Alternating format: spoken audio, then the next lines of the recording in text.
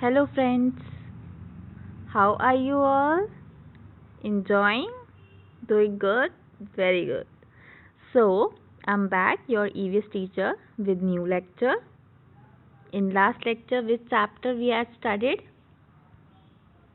The baby story. In this chapter, we have discussed about this baby. He was telling us about his story, his life story. So what he said, what he discussed, that this is my picture of newly born. जब मैं पैदा हुआ था मेरी तब की picture है. Okay. और बिफोर आई बर्थ आई ग्रू, मैं बड़ा हुआ एब्डोमेन में मदर के. एब्डोमेन भी स्टमक. स्टमक में एक छोटा सा बैग होता है, उसे हम वोम बोलते हैं. उस पे मैं बड़ा हुआ. मेरे जो भी मूवमेंट्स होते थे वो मदर को फील होते थे. फूड वाटर मुझे मदर की बॉडी से मिलता था. और मैं जैसे ही मदर की बॉडी में बड़ा होता गया और बहुत बड़ा हो गया, उसके बाद आई वॉज बॉर्न. मैं बॉर्न हुआ. देन बॉर्न होने के बहुत सारे मंथ्स तक आई कुड नॉट वॉक और आई कुड नॉट फूड और ईट फूड और ड्रिंक वाटर. तो मुझे कौन फीड कराता था? जब मैं खुद से खाना नहीं खा सकता था, पानी नहीं पी सकता था, वाटर नहीं पी सकता था, तो मुझे किस पर डिपेंड होना पड़ता था? मदर पे. ओके. मदर मुझे फीड कराती थी.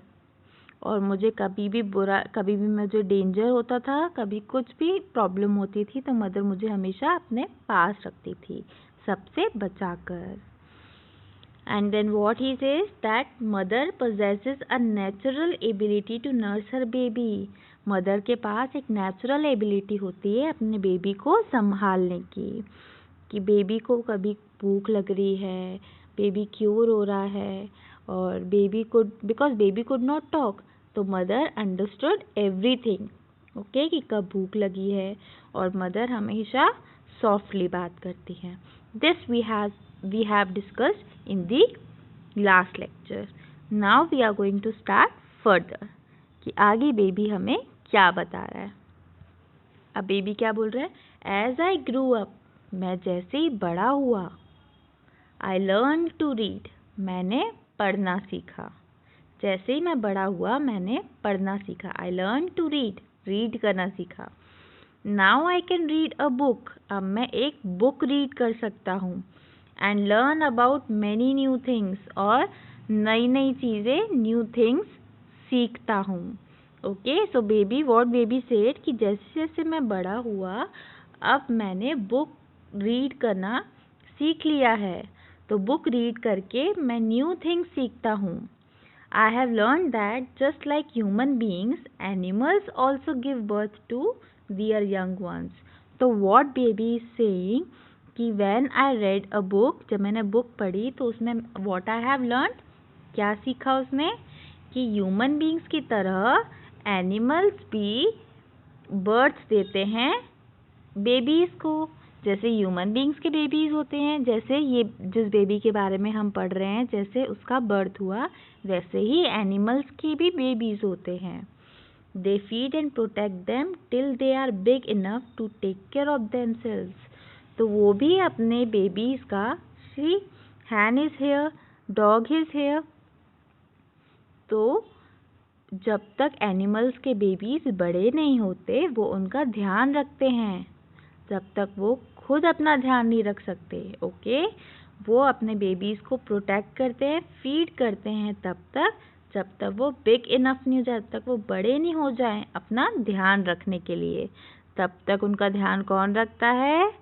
एनिमल्स अपने बेबीज़ का ध्यान रखते हैं. Okay. Let us read more about them. So what baby is saying? Let us read more about animals. Now what here it is written, my pet dog has given birth to puppies and produces milk to feed them. What baby is saying? My pet dog. Baby के पास एक pet dog है. Okay. अब उसके pet dog ने babies को birth दिया है. सी, babies are here, babies को बर्थ दिया है. और डॉग के बेबीज़ को क्या बोलते हैं? Puppies. What we call puppies, और वो उनको मिल्क देते हैं फीड करने के लिए। कौन? डॉग अपने पपीज को मिल्क फीड कराता है। ओके, लेट अस रीड मोर।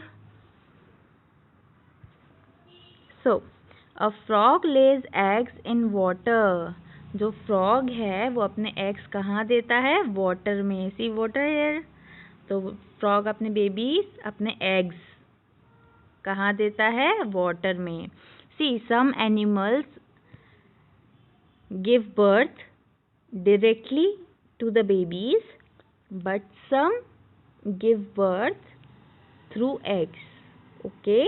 कुछ एनिमल्स ऐसे होते हैं जो डायरेक्टली बेबीज को बर्थ देते हैं, जैसे कि ह्यूमन बींग्स। बट कुछ एनिमल्स ऐसे होते हैं जिनके एग्स होते हैं, फिर एग्स से उनके बेबीज होते हैं।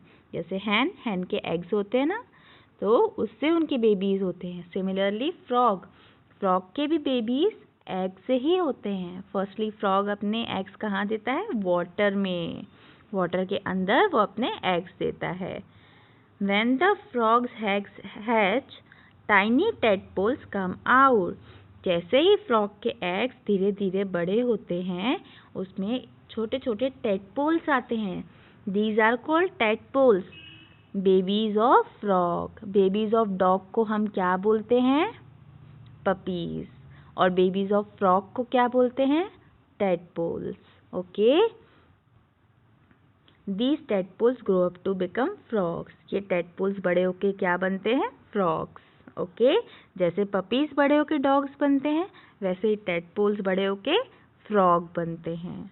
Right? So some animals give birth to babies directly. Some animals give birth through eggs. Okay? So the babies of dog called puppies, the babies of frog called tadpoles. Okay? Next, all babies need love and care from their parents. सारे babies को love and care चाहिए होता है। किससे? Parents से। Okay, all babies need love and care from their parents. The parents to whom the babies are born are known as natural parents. Okay? The parents to whom the babies are born, जिन parents के पास babies born होते हैं, उन्हें हम natural parents बोलते हैं। Okay? जिन parents के बेबीज होते हैं, जिन पेरेंट्स के बेबीज बॉर्न होते हैं, उन्हें नेचुरल पेरेंट्स बोलते हैं। Some babies lose their parents due to unforeseen circumstances. Such babies are lovingly adopted by other people.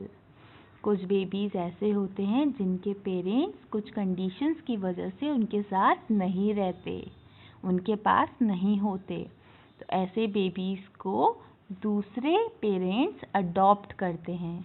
Okay?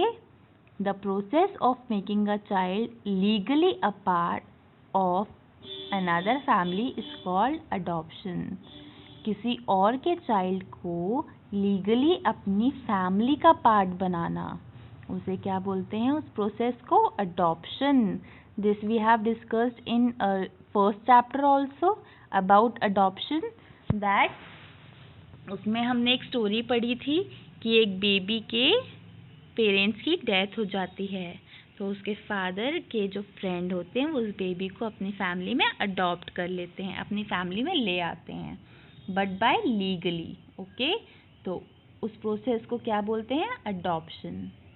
The child is then known as an adopted child. तो उस child को बाद में क्या बोलते हैं? Adopted child. बिकॉज वो किसी और की फैमिली का चाइल्ड जब हम अपने घर में लेकर आते हैं अपने साथ रहने के लिए लीगली, उस प्रोसेस को अडॉप्शन बोलते हैं, और उस चाइल्ड को अडॉप्टेड चाइल्ड. ओके? पर जिन पेरेंट्स के बेबीज बॉर्न होते हैं खुद से, उनको हम बोलते हैं नेचुरल पेरेंट्स. ओके? बट जो पेरेंट्स बेबीज को अडॉप्ट करते हैं through the process of adoption, उन पेरेंट्स को हम अडॉप्टिव पेरेंट्स बोलते हैं, और चिल्ड्रन को adopted child. Okay. So what else is here? Some animals such as dogs and cats directly give birth to babies. Okay, I have just explained you कि कुछ animals ऐसे होते हैं which give directly birth to babies, जो babies को birth देते हैं directly, such as dogs, cats. Okay, they also produce milk to feed their babies. वो भी अपनी babies को कैसे feed कराते हैं? Milk से. These animals are called mammals और viviparous animals. ऐसे animals को हम क्या बोलते हैं? Mammals और viviparous animals, जो अपने babies को directly birth देते हैं.